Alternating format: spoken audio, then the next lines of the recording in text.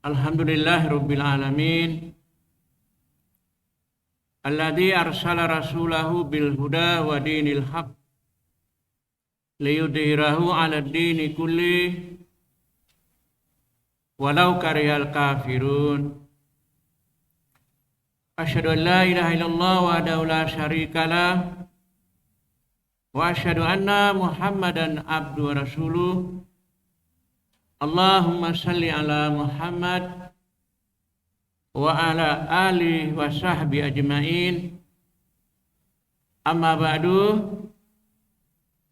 Qala Allah Ta'ala fi kitabil karim, a'udzu billahi minasyaitonir rajim. Bismillahirrahmanirrahim. Alhamdulillahi rabbil alamin. Ar-Rahmanir Rahim. Maliki yaumiddin. Iyyaka na'budu wa iyyaka nasta'in. Ihdinas siratal mustaqim. Siratal ladzina an'amta 'alaihim ghairil maghdubi 'alaihim waladdallin. Bapak-bapak, ibu-ibu, anak-anak sekalian yang dirahmati Allah Subhanahu wa taala. Alhamdulillah, kita senantiasa bersyukur kepada Allah Subhanahu wa taala yang telah memberikan kita nikmatnya sangat banyak sekali. Nikmat iman, nikmat Islam, dan nikmat-nikmat yang lain yang kita sendiri tidak sanggup menghitungnya. Oleh karena banyaknya nikmat yang diberikan Allah Subhanahu wa taala kepada kita sekalian. Selawat dan salam mudah-mudahan tetap tercurah kepada junjungan kita Nabi Muhammad sallallahu alaihi wasallam sebagai nabi akhir zaman, penutup dari sekalian nabi. Hadirin yang dirahmati Allah Subhanahu wa taala. Pada pagi hari ini saya akan menyampaikan materi tentang mukaddimah anggaran dasar Muhammadiyah. Kalau bulan lalu sudah saya sampaikan tentang materi tentang ibadah sholat sesuai dengan tuntunan Himpunan Putusan Tarjih. Maka kali ini saya akan menyampaikan tentang peralat organisasi, yaitu mukaddimah anggaran dasar Muhammadiyah. Jadi salah satu ayat yang dijadikan landasan oleh Kiai Haji Ahmad Dahlan mendirikan Muhammadiyah itu adalah surat Ali Imran 104. Wal takum minkum ummatun yad'una ilal khair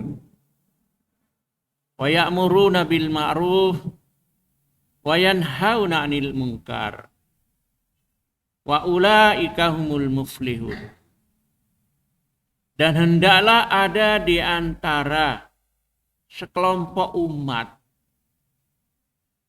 yad'una ilal khair, mengajak yang baik, mengajak sholat, mengajak ikut kajian, wa ya'muruna bil ma'ruf, dan memerintah yang ma'ruf, wa yanhauna 'anil munkar, dan mencegah dari yang mungkar. Wa ulaika humul muflihun, mereka itulah orang-orang yang mendapat keberuntungan. Itu landasan dipakai oleh Ahmad Dahlan untuk merintis berdirikan Muhammadiyah. Nah, tentu Muhammadiyah punya ideologi-ideologi yang berapa bulan lalu sudah saya sampaikan tentang matan keyakinan dan cita-cita hidup Muhammadiyah.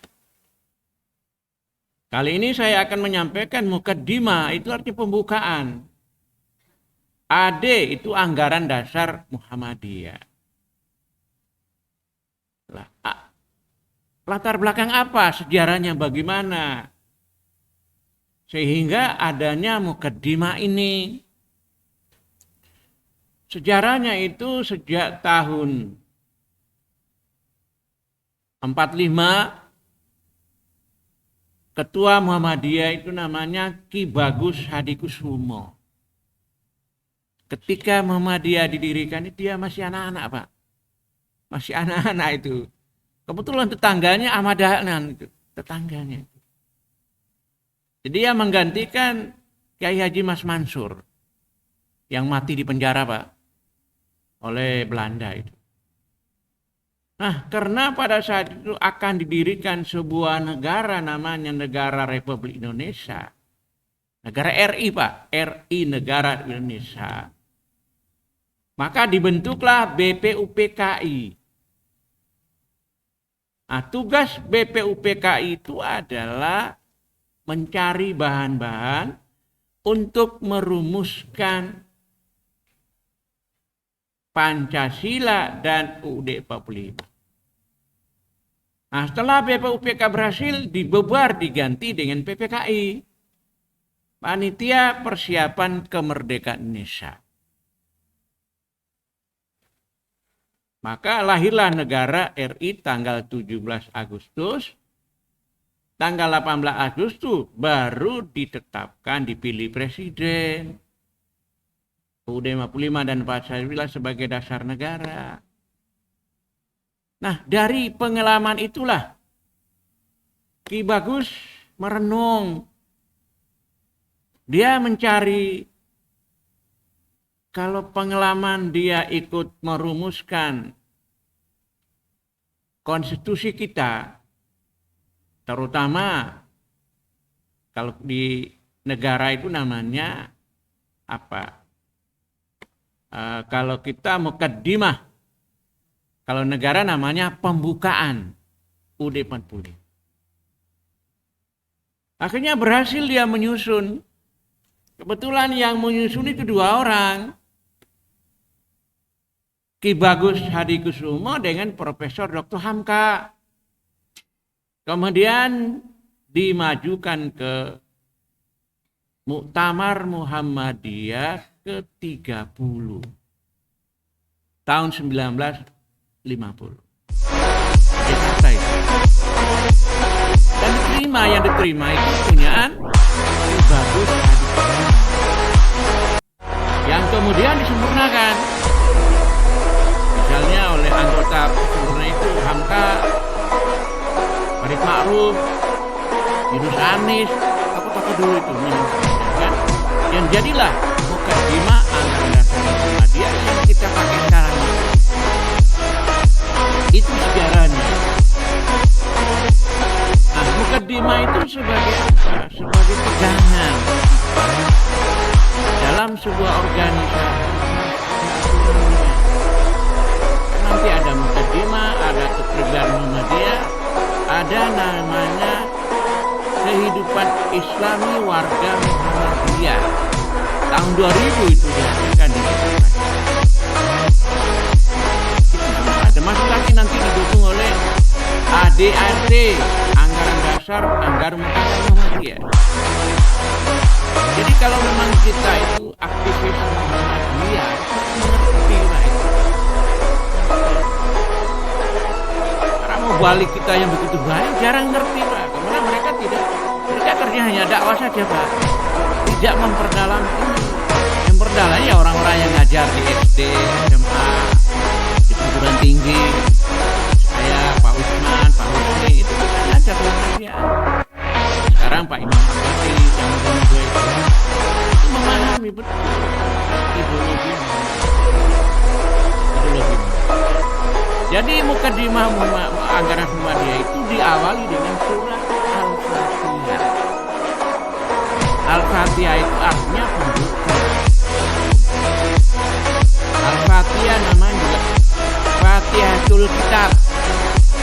Al-Fatihah juga namanya Ummul Quran. Al-Fatihah juga ada disebutkan 7 ayat yang diulang-ulang. Maka dari itu setiap dalam Al-Quran itu surat pertama surat Al-Fatihah. Karena surat Al-Fatihah itu merupakan ringkasan pokok-pokok isi daripada Al-Quran. Isi Al-Quran Al-Fatihah itu kan. Jadi kalau kita sholat tidak baca Al-Fatihah, ya tidak sah sholat kita, tidak sah sholat kita. Maka daripada itu, mukaddimah itu ditempatkan. Insya Allah semua sudah hafal. Dimulai dari Bismillahirrahmanirrahim. Anak-anak kira-kira Bismillahirrahmanirrahim itu berapa huruf itu? Berapa? Coba dihitung. 19 huruf. Kalau 19 huruf baru kita baca Bismillahirrahmanirrahim, dapat berapa pahala? 190 ya. Kan semuanya itu 45 huruf. Berarti setiap kita sholat itu pahala yang kita dapat.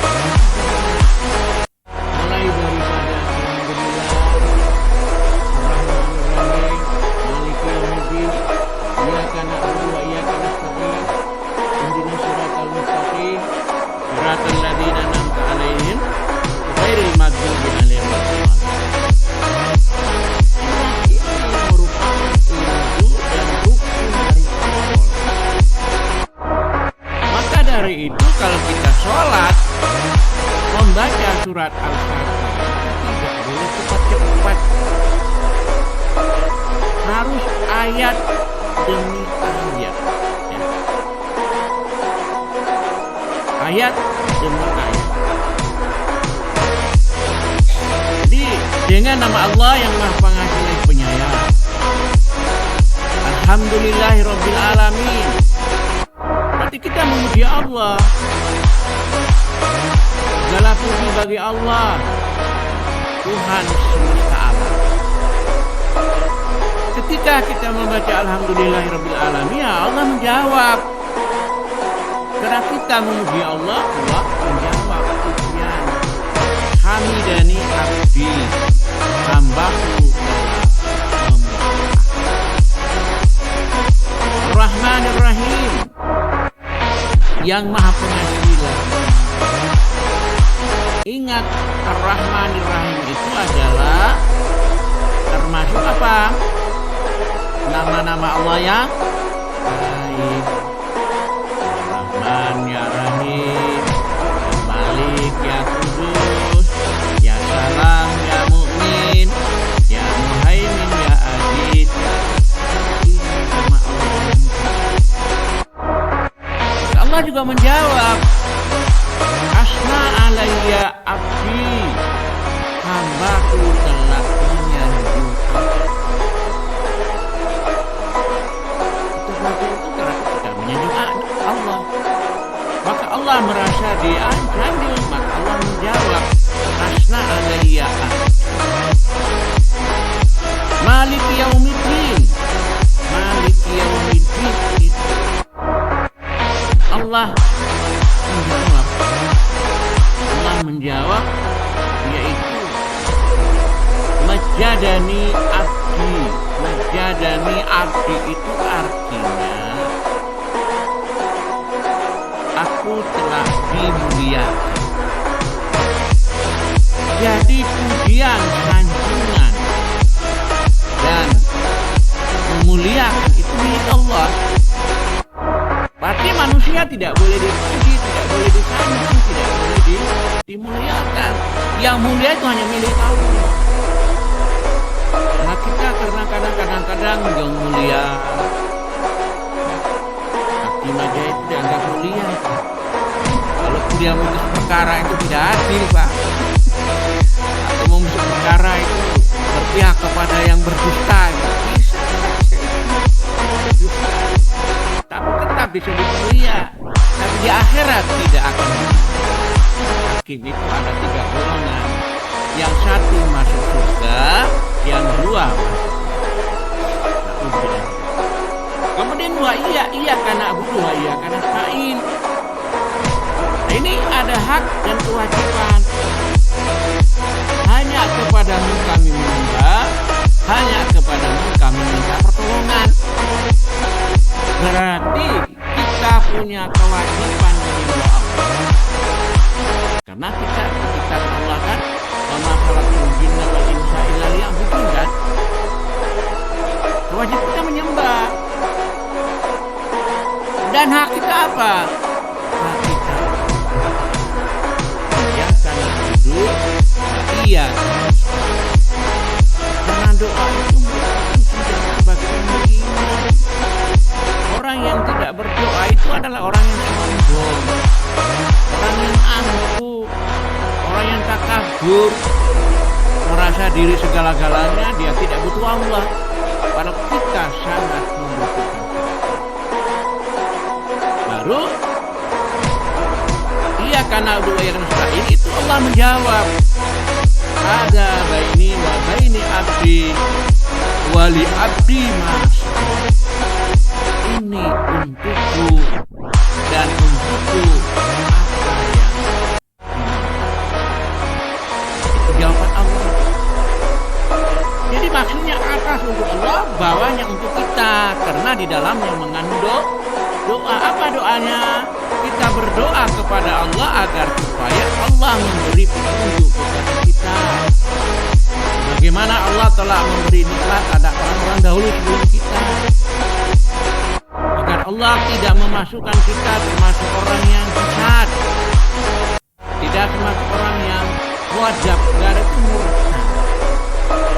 Karena ada yang gadap itulah orang Yahudi, sementara sesat itu orang Nasrani. Karena mereka menjadikan Nabi Isa sebagai, maka dari itu kita diharapkan agar tidak menjadi orang yang disesatkan oleh Allah, tidak menjadi orang yang dimurka Allah. Maka dari itu setelah kita membaca ini, tentu kita harus mengiringi dengan amin. Baik imam maupun makmum harus sama-sama membaca itu amin. Karena amin itu adalah doa, ya Allah terimalah doa. Itu. Setelah berdoa kita mengaminkan apa yang dibaca. Jadi saudara-saudara sekalian, hadirin yang dirahmati. Jadi berikutnya adalah ini inti pokok daripada ini, tapi nanti kita langsung kepada pokok pikiran daripada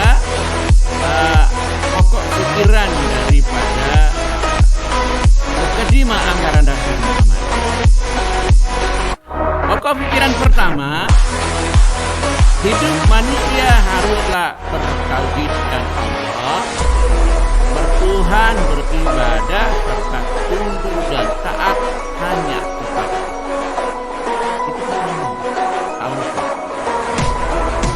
Maka dari itu Pancasila setelah dibahas akhirnya menempatkan ketuhanan dengan kewajiban menjalankan nomor 1. Sementara Pancasila diajukan ke Karno itu ketuhanan nomor bawah. Nomor 5. Tapi karena berdiskusi, berdebat dengan tokoh-tokoh agama, maka lahirlah apa yang disebut dengan piagam Jakarta dengan nomor pertama ketuhanan. Nanti diganti dengan ma'asyar. Awalnya ketuhanan dengan kewajiban menjalankan syariat Islam baru. Maka mukadimah itu hidup manusia haruslah mentauhidkan Allah. Mentauhidkan Allah itu artinya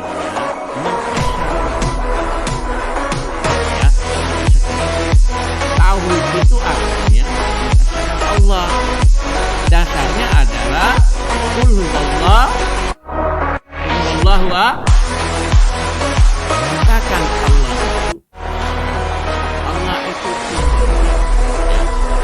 hidup manusia berdasar tauhid, bertuhan dan beribadah.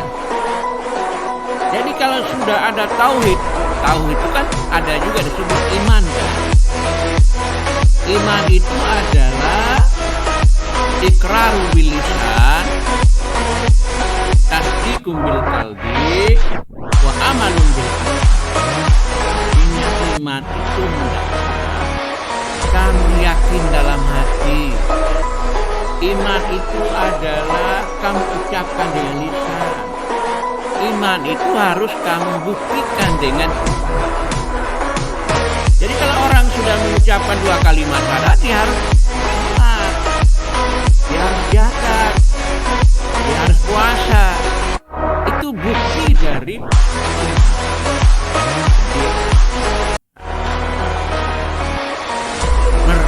bertuhan kepada Allah, mengucapkan Allah bertuhan dan beribadah. Beribadah itu artinya adalah al-ibadatu hiya taqarrub. Ibadah itu artinya apa? Ibadah itu bukan dimakna menyembah. Tapi kalau di dalam tarjih Muhammadiyah itu al-ibadatu, ibadah hiya taqarrubu ilallah bi imtisalihi awamirihi wajtinabihi wa iya amma. Jadi ibadah itu adalah mendekatkan diri kita kepada Allah dengan jalan melaksanakan perintah Allah, menjauhi larangan. Ibadah itu ada yang khusus, ada yang umum. Jadi kalau ibadah khusus itu ya sholat, puasa, zakat, haji, umroh itu udah ada ketetapan. Tidak boleh ditambah, tidak boleh dikurangi. Namanya ibadah khusus. Dalam istilahnya ibadah. Tapi kalau ibadah ghairu mahadam, hari ini bapak-bapak, ibu-ibu, anak-anak sekali datang ke sini mengikuti kajian itu kakak beribadah. Bahkan hadir di sini itu ya jelas dikasih makan, dapat ilmu, tapi tidak lebih dari itu. Kita ini, saya dan yang mendengar itu akan diberi pahala oleh Allah sama dengan pahala haji dan umrah. Jadi pahala yang begitu besar itu. Beda dengan jalan sehat. Oh, ini nanti bonusnya adalah umroh, bonusnya itu sepeda motor. Penuh kota, wali kota Madia penuh juga. Tapi keceramai sedikit itu. Maka dari itu yang masuk surga itu kan diseleksi betul, Pak. Tidak semua orang itu masuk surga. Maka berbahagialah kita punya waktu bisa menghadiri kajian seperti ini. Kemudian tunduk dan taat hanya apa tunduk dan taat pada Allah itu kan apa yang jadi perintah Allah kita lakukan, apa yang dilarang Allah kita jauhi. Itu salah satu sifat daripada zuhud. Saya 4 kali sudah membahas masalah zuhud. Sekarang dari Masjid Bejo memberikan materi kepada saya, yaitu hakikat daripada tasawuf lagi. Ini belajar lagi, Pak. Belajar lagi. Alhamdulillah saya punya kemampuan menulis. Hingga begitu judul ada, langsung saya cari buku-buku bayangan, tulis, nanti jadi makalah. Maka itu nanti saya sebarkan. Ini sudah terbiasa sejak dulu itu, sejak saya kuliah S2 itu sudah mulai. Dan saya didorong oleh Pak Muhajir, Pak Nurdin nulis. Alhamdulillah ada. Sekarang kemarin saya serahkan 3 naskah. Akidah, kemudian akhlak, dan kemuhammadiyaan. Itu nanti bisa dipakai perguruan tinggi kalau saya mohon doanya anak-anak sekalian, bapak sekalian, mudah-mudahan itu saya bisa. Jadi Quran menyatakan wa'lamu annahu la ilaha illallah. Ketahuilah bahwasanya tidak ada Tuhan disembah melainkan Allah. Tidak ada Tuhan disembah melainkan Allah. Jadi kita ini adalah makhluk Allah. Sebagai makhluk Allah, manusia diciptakan tidak untuk main-main. Bukan main-main. Afahasibtum annama abasa? Apa kamu mengira kamu itu diciptakan untuk main-main? Jadi kita ini diciptakan Allah itu nanti akan kembali kepada Allah. Dan nanti kita menghadap Allah. Kita mempertanggungjawabkan semua perbuatan kita di hadapan Allah. Maka dari itu kita harus, dasarnya apabila manusia menyelesaikan hidupnya dengan aturan yang telah ditetapkan. Jadi kalau kita pikir Allah itu kurang, kita ini manusia yang sempurna, manusia yang sempurna, tapi Allah juga tidak tega. Dia harus mengirimkan seorang rasul utusan untuk membimbing kita. Itulah kasih sayang Allah kepada kita. Maka kita punya diri taat, patuh dan tunduk taat. Nah, pertama kita sebagai tugas kita ibadah, tugas kita mengemban amanah, tugas kita adalah sebagai khalifah. Khalifah itu artinya itu adalah makhluk yang bergenerasi. Setiap generasi ganti, setiap generasi generasi. Jadi tidak selamanya generasi itu sama, selamanya tidak. Akan diganti generasi berikutnya itu. Kemudian kedua, pokok hidup manusia adalah bermasyarakat. Jadi manusia itu adalah makhluk sosial. Makhluk yang berintegrasi. Ada manusia laki-laki. Ada manusia perempuan. Ada juga manusia namanya waria. Ya, ada tuh. Berkelamin ganda ada itu. Ada manusia seperti itu. Maka saya juga sudah menulis bagaimana tinjauan secara hukum orang-orang yang itu berkelamin ganda itu bagaimana. Sudah saya tulis semua apa itu. Tulis Pak. Jadi manusia itu makhluk sosial, maka kita saling membutuhkan. Laki-laki pasti membutuh perempuan. Perempuan juga pasti membutuh laki-laki. Maka dari itu di situ disistilahkan itu saling tolong menolong. Namanya ta'awanu alal birri wat taqwa, saling sayang menyayangi. Kemudian saling lindung melindungi. Dan saling ta'aruf. Di dalam ilmu akhlak itu ada 3 istilah. Pertama ta'aruf. Kedua adalah tafahum. Tafahum namanya. Ketiga namanya takaful. Keempat namanya ta'awun. Dari ta'aruf itu kita saling kenal, mengenal. Kadang-kadang kita itu punya ego tinggi, tidak mau, karena tidak butuh orang, kita tidak, cuek saja itu Pak. Cuek, padahal kita ini saling membutuh. Maka dari itu siapa saja, kita ketemu, kita salam. Kita senyum. Asal jangan senyum-senyum terus, nanti dianggap apa? Dianggap tidak beres itu. Senyum yang senyum pepsoden. Karena memberi senyum kepada orang itu ibadah itu. Ibadah itu. Ibadah itu. Itu yang pertama. Tafahum itu adalah kita harus paham dengan teman kita, keluarga kita. Ya. Dari A sampai Z harus kita pahami. Bagaimana tempat tinggalnya, bagaimana, berapa keluarganya, berapa anaknya. Itu namanya tafahum itu. Oh, dia punya pemikiran begini, aliran begini.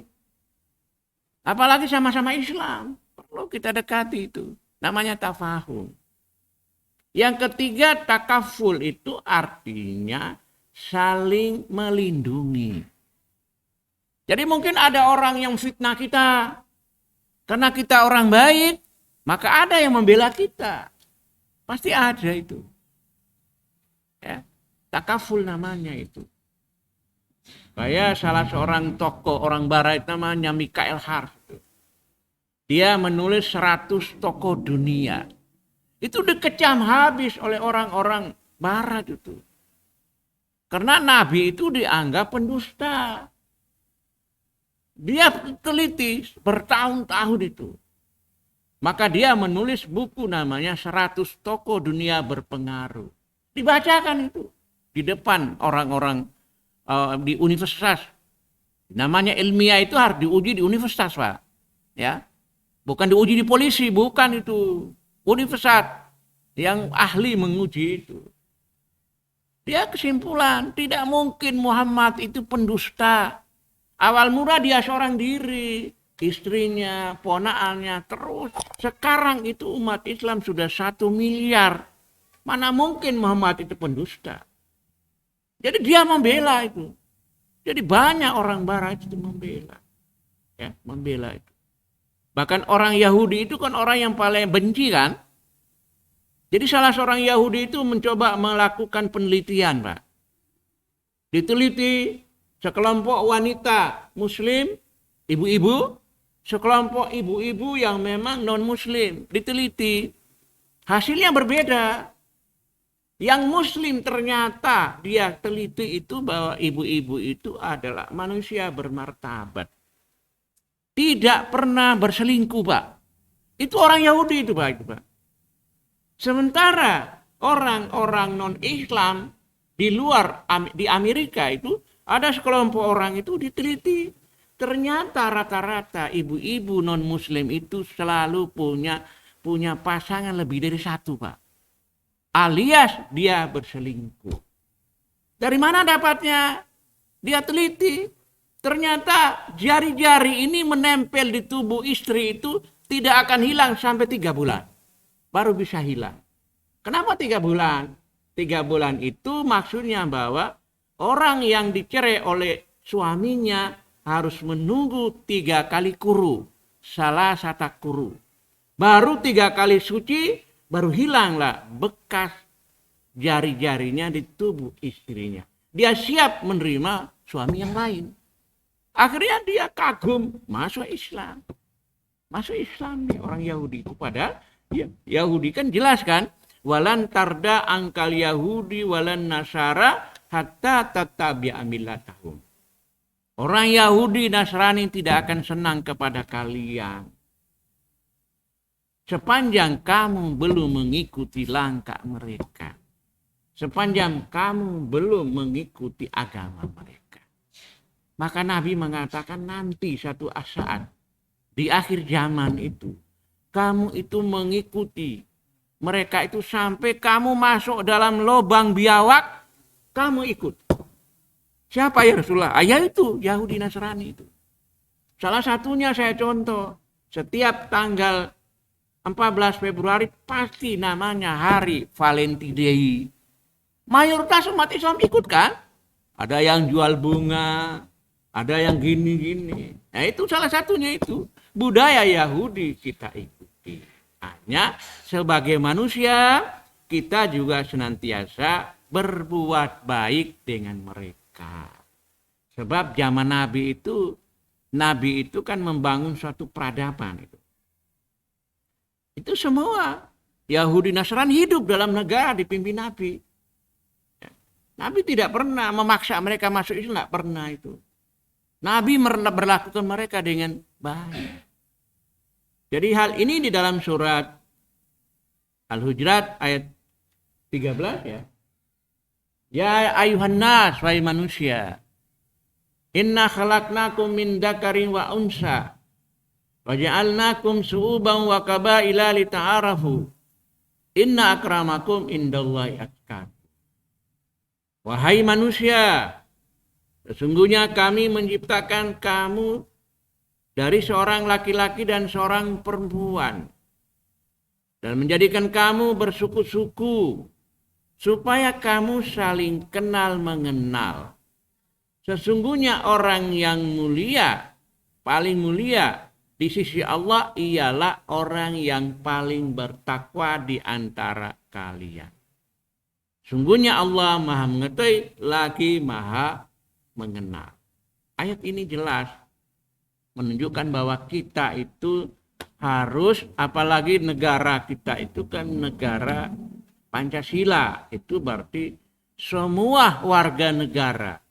Sebagaimana di dalam misi daripada Muhammad di dalam MKCHM yang sudah saya sampaikan itu adalah Muhammadiyah mengajak seluruh komponen bangsa yang non-Islam, Yahudi, Nasrani, Hindu, Buddha, semuanya itu mari kita oleh Allah diberi nikmat berupa tanah air ini, mari sama-sama kita membangun bangsa dengan tujuan baldatun tayyibatun warabun kafur. Karena tidak bisa mengisi negara itu hanya satu golongan, semua komponen. Jadi kedua adalah hidup manusia harus bermasyarakat. Tentu masyarakatnya banyak sekali itu. Pokok pikiran ketiga, hanya hukum Allah satu-satunya hukum yang dapat dijadikan sendi. Pembentukan pribadi utama dan mengatur tertib hidup bersama menuju kehidupan bahagia, sejahtera yang hakiki dunia dan akhirat. Jadi maksudnya hanya ajaran Islam. Satu-satunya agama yang sangat sempurna. Agama itu bukan agama ardi, tapi agama samawat. Samawat itu artinya agama langit. Agama yang diwahyukan Allah. Yaitu agama Yahudi, agama Nasrani, agama Islam.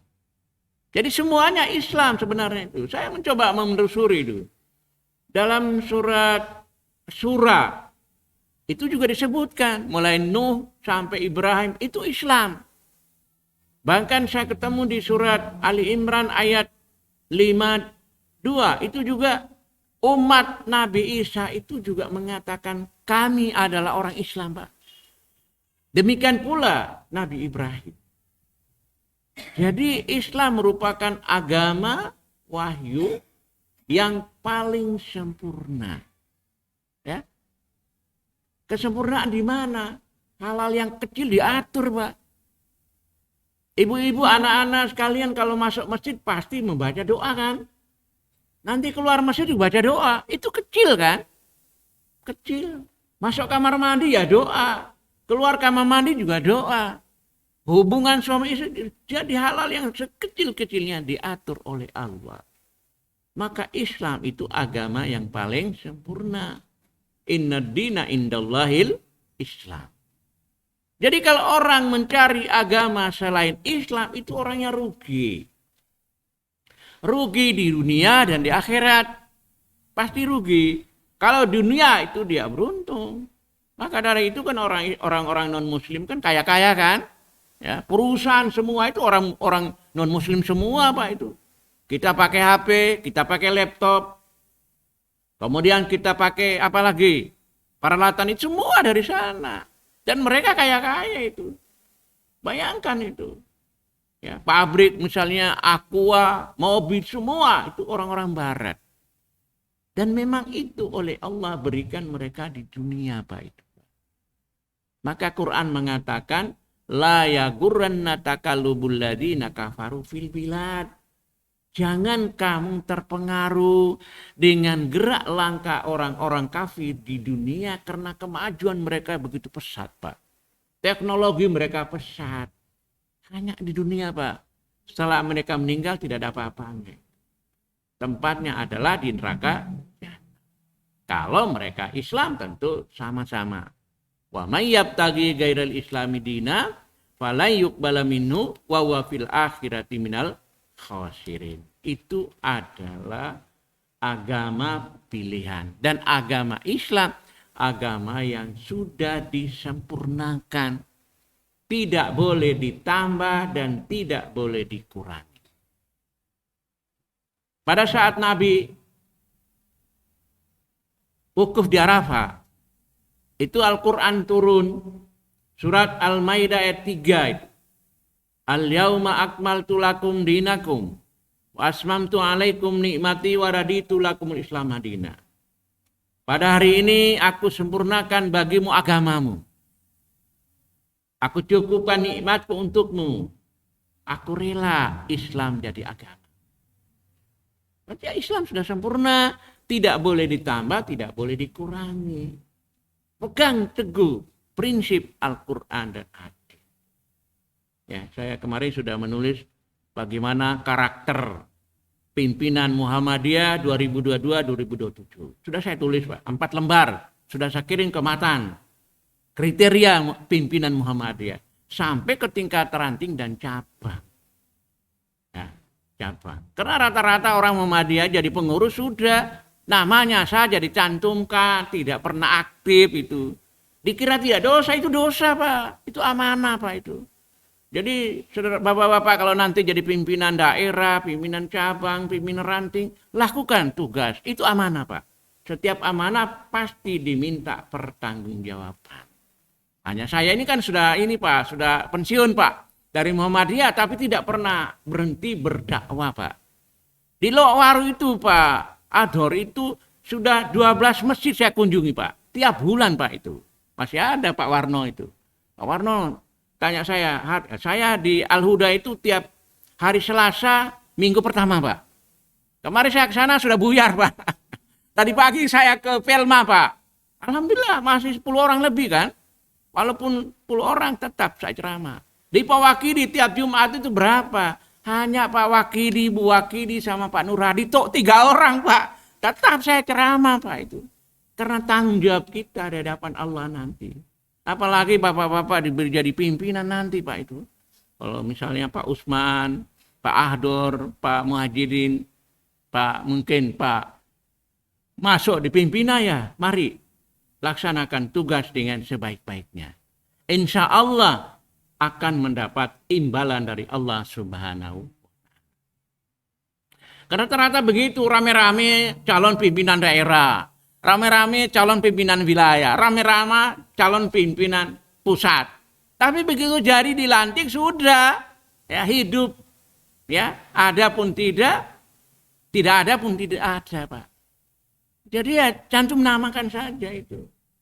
Maka ada teman mengusulkan kalau bisa nanti pimpinan akan datang itu ya jangan pimpin orang unmu itu, Pak. Kenapa kok tidak? Ya karena memang kalau misalnya pimpinan daerah itu orang unmu, nanti dia taat tunduk kepada rektor. Harus ada wibawa itu, Pak. Itu ada yang mengusul pada saya. Loh, saya tidak punya apa-apa lagi, Pak. Saya tidak punya kekuasaan lagi. Tapi kalau bisa itu, Pak, harus orang di luar unmu, Pak. Agar supaya tidak dibayangi rektor. Dia kalau di sana berarti dia pimpinan rektor kan? Di bawah anak buahnya rektor. Pasti apa kata rektor dia harus tunduk. Dia tidak berani untuk menentang itu. Maka kalau bisa itu pimpinan daerah itu harus orang-orang di luar daripada unmu, Pak. Orang unmu boleh, bantu aja. Jadi majelis-majelis boleh. Tapi jangan sampai menjadi top pimpinan itu. Top pimpinan. Itu, Pak. Ada usul, Pak. Ada yang usul ke saya itu. Ya nanti saya sampaikan itu. Ya. Kembali. Pokok pikiran keempat, berjuang menegakkan pemimpin agama untuk mewujudkan masyarakat Islam yang sebenarnya adalah wajib. Saya pernah di Pak Didi itu. Kalau musim jadwal mesti ada judulnya. Salah satunya ada diberi judulnya adalah Amar Ma'ruf Nahi Munkar, Pak. Lalu saya nulis, sudah kemarin saya kirim ke majalah.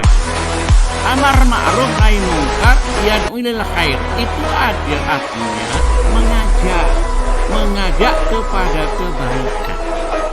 Kalau mengajak kebaikan itu artinya mengajak kepada Al-Quran dan Sunnah. Kebaikan itu artinya mengajak kepada Al-Quran dan Sunnah. Itu kebaikan menurut ahli tafsir. Kedua, ma'ruf itu adalah menurut tafsir di lain itu bahwa amar ma'ruf itu adalah sesuatu kebaikan dilandasi dengan akal dan hati nurani. Itu namanya ma'ruf. Kalau mungkar, sesuatu kejelekan dilandasi oleh hati nurani dan akal, itu namanya. Maka dari itu kewajiban amar ma'ruf nahi munkar itu kewajiban setiap orang mukmin. Ba'duhum awliya'u ba'di. Al-mu'mini wal mu'minat. Orang mukmin laki-laki dan perempuan itu sebagian menolong sebagian, bantu membantu dalam menegakkan amar ma'ruf. Sebab amar ma'ruf nahi munkar itu dihentikan. Nanti akibatnya itu kita akan merasakan. Kita akan dikasih kuasa oleh golongan lain. Contoh ya, saya pernah membaca di YouTube itu ketika Granada, kerajaan Islam di Spanyol dan Portugal diserbu oleh kerajaan Kristen.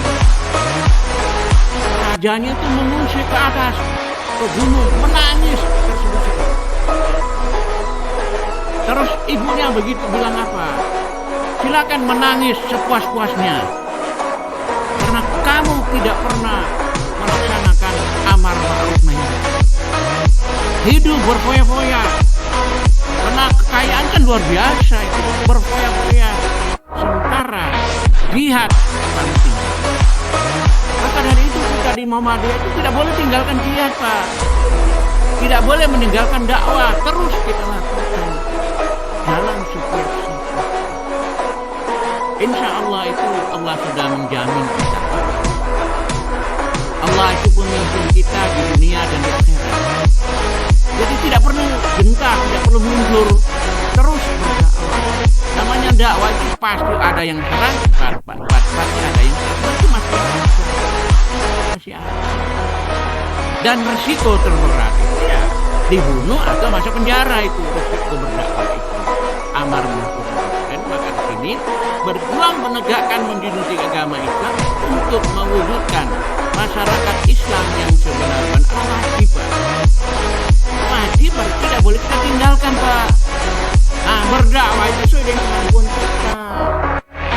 Misalnya Pak Kabul, Bu Kabul itu berdakwah tiap hari, membina orang sekian banyak itu nggak gampang, Pak. Ya. Ada yang memang cepat taat, ada yang tidak, Pak.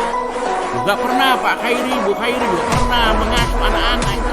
Ruwet, Pak, urus anaknya orang. Tapi itu ibadah, Pak. Ibadah. Insya Allah nanti di akhirat itu Nabi mengatakan bahwa orang yang memelihara anak yatim itu nanti seperti saya, dekat dengan saya, 2 jari itu. Dekat sekali dengan Nabi, Pak, itu. Karena itu semakin masih tenaga, masih kuat, mari lakukan. Tetapi juga dipikir harus ada regenerasi, siap dan pengganti di kita, Pak.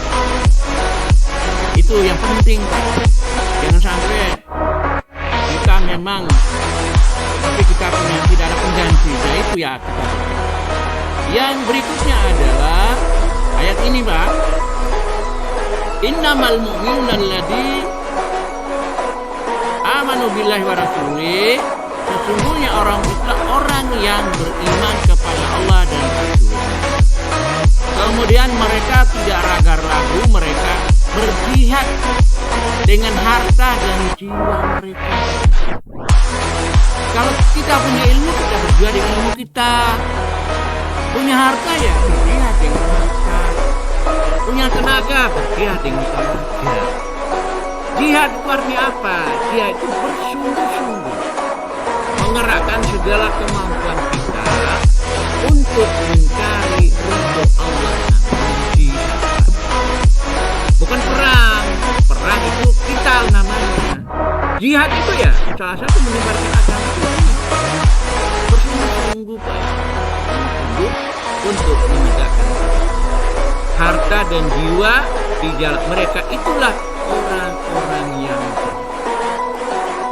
Kemudian pokok pikiran kelima, berjuang menegakkan tinggi agama Islam untuk mewujudkan masyarakat Islam yang sebenarnya hanya akan berhasil bila mengikuti perjuangan yang diletakkan oleh Nabi kita Muhammad. Di Muhammadiyah itu memang mengikuti langkah Nabi. Maka dari itu diberi nama Muhammadiyah. Muhammadiyah diambil dari nama Nabi Muhammad. Nabi Muhammad itu di Al-Quran ada 4 tempat disebutkan itu. Ditambah dengan dia berarti pengikut. Muhammadiyah artinya pengikut Nabi. Jadi kita berusaha untuk juga ini orang bertanya, Muhammadiyah itu mazhabnya apa? Kan di mana-mana negara Arab itu rata-rata tiap negara itu punya mazhab Pak. Kayak di sini kan mazhab Syafi'i kan. Nah, kalau di Arab itu sebenarnya itu mazhab Wahabi.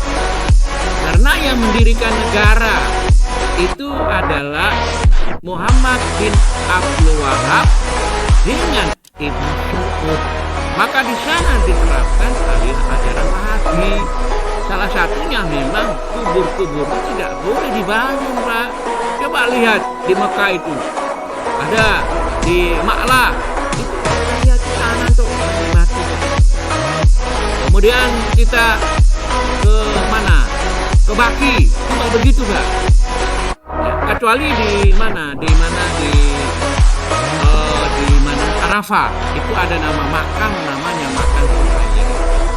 Saya kebetulan jamaah saya, rombongan saya ada yang meninggal, kita makan di sini. Tapi di situ disiapkan lubang, Pak. Dimasukkan, kemudian ditutup. Nanti sudah hancur tulang-tulangnya dipindah ke tempat lain, Pak. Itu khusus makam orang asli. Orang asli. Jadi itu, Pak. Jadi berjuang menegakkan agama Islam itu mewujudkan masyarakat Islam sebenarnya hanya akan berhasil kalau kita mengerti sejak dari tanya Muhammadiyah itu mazhabnya apa? Mazhabnya Quran hadis, Pak. Insya Allah nanti pada akhirnya nanti kita akan berbicara tentang manhaj Muhammadiyah, metode Muhammadiyah memahami agama. Ada insya Allah nanti berurut, Pak, terus, Pak, setiap bulan. Jadi nanti mukadimah untuk bulan depan mungkin kebuka di Muhammadiyah. Nanti bulan depan kita membahas sedikit kehidupan Islam warga Muhammadiyah. Baru kita masuk pada manhaj tarhim. Salah satunya adalah Muhammadiyah itu dasarnya Quran. Ijtima ulama nggak dipakai, Pak. Itu jadi ittiba kepada keenam terakhir adalah perjuang mewujudkan maksud dan tujuan di atas hanya akan dapat dicapai apabila dilaksanakan dengan organisasi. Sebelumnya kan tidak ada kan. Jadi Ahmad Dahlan itu ya dia itu termasuk orang yang cerdas, pinter dan pilihan Allah. Dia kan turunan Habib juga, Pak. Habib juga dari turunan Maulana Malik Ibrahim. Tapi di Muhammadiyah tidak menggunakan Habib. Muhammadiyah pun tidak membangun kubur. Pada zaman Soeharto, Pak Harto itu kan anak di Muhammadiyah, SMP Muhammadiyah itu ditolak oleh sana. Dia menawarkan Pak R. Fakhrudin, kalau boleh Muhammadiyah itu jadi organisasi politik, ditolak. Kalau boleh itu kuburnya Ahmad Dahlan kita bangun, tapi ditolak semua Muhammadiyah. Kalau kuburnya dibangun yang tegak, itu nanti sarang kemusyrikan. Orang di sana bukan ziarah tapi minta-minta sana, Pak. Itu yang Muhammadiyah kelola. Ya. Jadi di Muhammadiyah itu hati. Jadi kalau kita kan sering kan dari dulu itu sering pimpinan pusat datang. Kita makan bersama. Walaupun dia pimpin, dia antri. Jadi tidak membedakan itu. Jadi perjuangan mewujudkan mahfudun itu harus berorganisasi. Maka organisasi itu artinya kerjasama dua orang atau lebih untuk mencapai sesuatu. Maka lebih banyak berartinya dakwah itu pemahaman Al-Dahlan tentang surat Ali Imran ayat 4. Wal takum minkum ummatun yad'una ilal khair. Hendaklah ada di antara kalian sekelompok umat yad'u khair, mengajak pada yang baik, wa ya'muruna bil ma'ruf, memerintah yang ma'ruf, wa yanhauna 'anil munkar, mencegah dari munkar. Mereka itu mendapat keuntungan. Maka direnung, Ramadan renung lama itu sampai istighfar, Pak, minta petunjuk pada Allah. Organisasi diberi nama apa? Tunjuk pada Allah. Ya. Sehingga wal takum minkum itu diterjemahkan oleh Ahmad Dahlan adalah ada di antara kelompok umat. Itu berarti organisasi. Kalau kita beramar ma'ruf harus bersama-sama. Itu cerdas sekali. Ingatan sekarang kan, semua orang diajak dakwah. Yang ahli pendidikan masuk di urusan pendidikan. Yang ahli dakwah masuk ke majelis tabligh. Yang ahli kedokteran masuk ke MKS. Yang ahli sosial masuk ke MKS. Semuanya sama-sama berdakwah sesuai kemampuan kita masing-masing. Hasil yang sangat besar. Ini lihat di video itu, Muhammadiyah Jawa Timur akan memberi gereja. Di mana? Spanyol ya, dijadikan luar biasa. Australia juga mau mendirikan Muhammadiyah Australia. Filipina juga begitu, mendirikan Muhammadiyah Filipina. Malaysia itu rata-rata yang aktif itulah orang-orang alumni Unmul Malang, Pak. Mereka dari Malaysia sekolah sini kembali membangun Muhammadiyah. Jadi salah satu syarat utama itu adalah berorganisasi. Itu wajib. Organisasi alat untuk berdakwah. Maka dari itu bapak-bapak, ibu-ibu, Pak Utsman, Pak Mujahidin, jangan lemah mengurus cabang Lokwaru itu. Saya dengan Pak Masum itu kita periode pertama. Hasilnya Panti Asuhan Putri itu periode kita pertama. Masum, saya, Pak Joko, Pak Khairi, ya, masih ada sejarah itu Pak Khairi. Kemudian siapa lagi itu? Pak Manan itu mendirikan Putri Panti Putri. Oleh karena itu mengurus organisasi juga termasuk ibadah. Maka di sini nanti ada pepatah menyatakan al-haqqu bila nidami yang ributul batil. Yang hak itu kalau tidak diorganisir maka mudah dihancurkan oleh yang batil tapi diorganisir. Alhamdulillah hasilnya luar biasa. Saya masuk Malang tahun 72 itu sekolah Muhammadiyah itu nggak ada laku, Pak. Yang laku Sang Timur itu, Pak Khairi ya. Sang Timur itu sekolah yang paling favorit, Pak, itu. Orang semua lari kayak masuk sekolah di sana. Sekarang sudah sepi, Pak. Alhamdulillah di mana-mana itu bisa. Karena berorganisasi.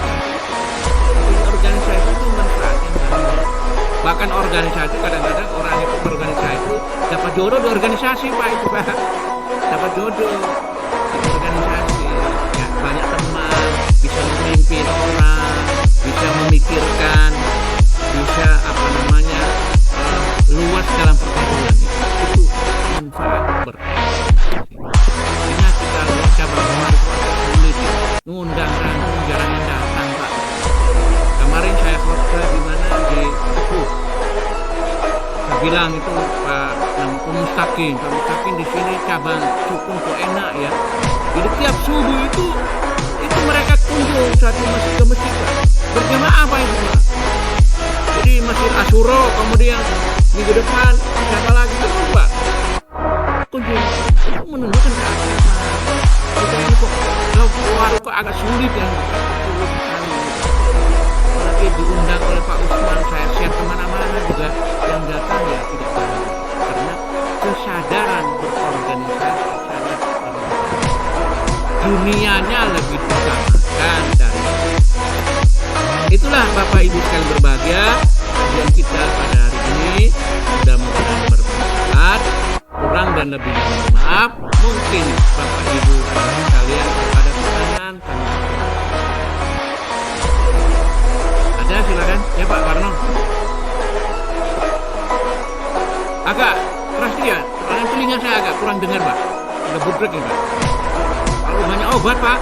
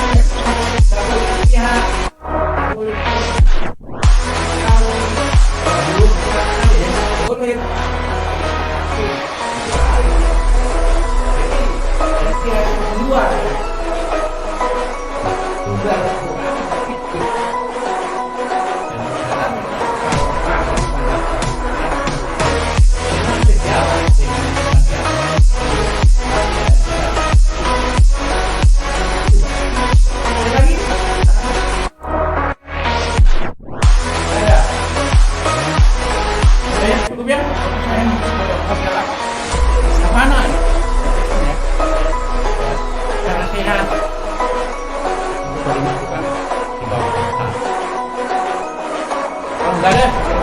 Masih ada.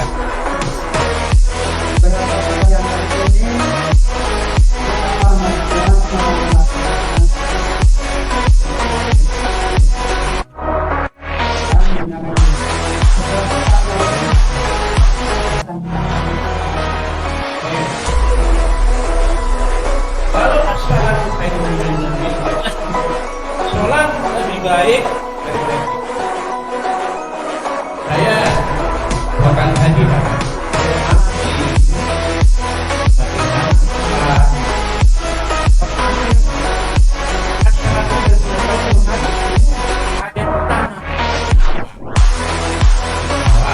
yang memang sejak jelas untuk membangunkan orang bangun atau untuk mengingatkan orang yang sedang sholat malam. Dan yang kedua adanya aturan itu maksud tidak pakai masyarakat. Jadi kalau kita mau mengikuti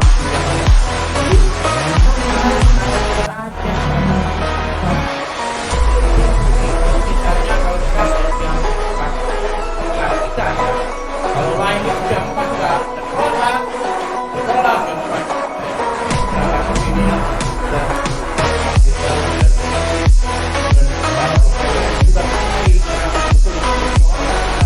nanti kan 20 menit Pak dari mana kan dan jadi kalau kita mau kita harus menjatuhkan dua kalimat. Yang pertama ada dua.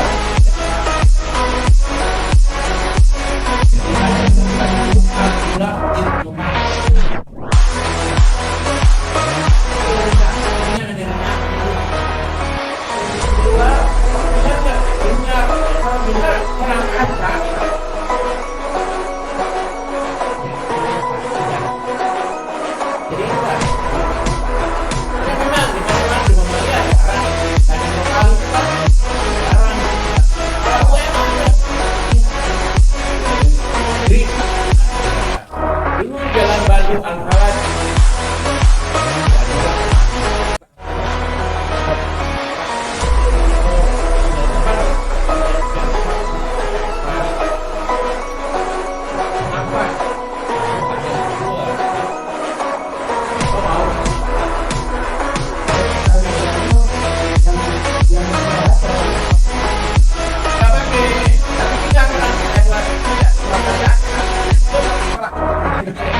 ya kan?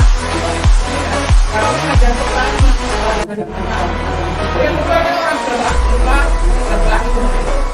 masih acara itu kayak betal, dia dibalik.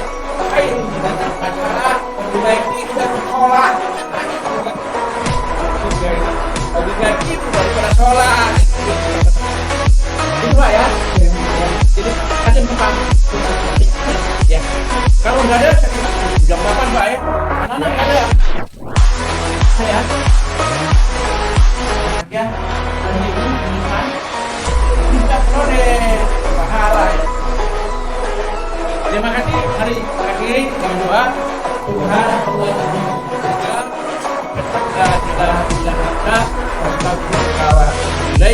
Assalamualaikum warahmatullahi wabarakatuh.